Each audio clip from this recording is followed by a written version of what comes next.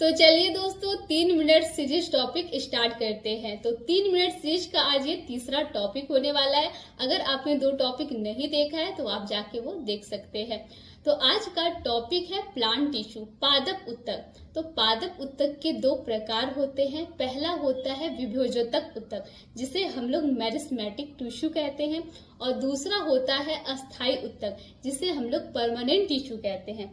लेकिन हम लोग विभोजोतक उत्तक नहीं पढ़ने वाले हैं, हम आज पढ़ने वाले हैं अस्थायी उत्तक के प्रकार को।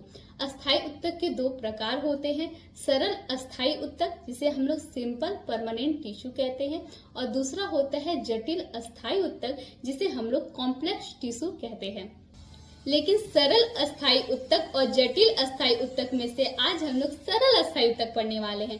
सरल अस्थायी उत्तक के सिंपल परमानेंट टिश्यू के 3 प्रकार होते हैं।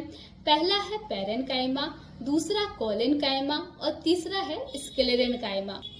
अब हम लोग सभी के कार्य फंक्शन के बारे में जानेंगे। तो पैरेन्काइमा का काम है फूड का पैकेजिंग करना। तो पी से पैरेन्काइमा आ रहा है और पी से पैकेजिंग करना। पैकेजिंग करना मतलब भंडारण करना, उसका स्टोरेज करना। तो पैरेन्काइमा का काम है भोजन का भंडारण करना, फूड का स्टोरेज करना। और ये जो कोशिका होती है वो जीवित कोशिका होती है। दूसरा है कोलेनकाइमा, इसका काम है पौधे को लचीलापन प्रदान करना, फ्लेक्सिबिलिटी देना। और ये जो कोशिका होती है वो जीवित कोशिका होती है। और तीसरा है स्क्लेरेन्काइमा, इसका काम होता है पौधे को कठोरता देना, हार्डनेस देना। और ये जो कोशिका होती है वो मृत होती है। अब हमें इन तीनों में से याद रखना है कि पैरेन्काइमा की कोशिका जीवित होती है, कोलेनकाइमा भी जीवित होती है, लेकिन स्क्लेरेन्काइमा जो होती है वो डेड होती है, वो मृत होती है। तो हम स्क्लेरेन्काइमा को रिलेट कर लेते हैं जिससे कि हमें कंफ्यूजन ना हो।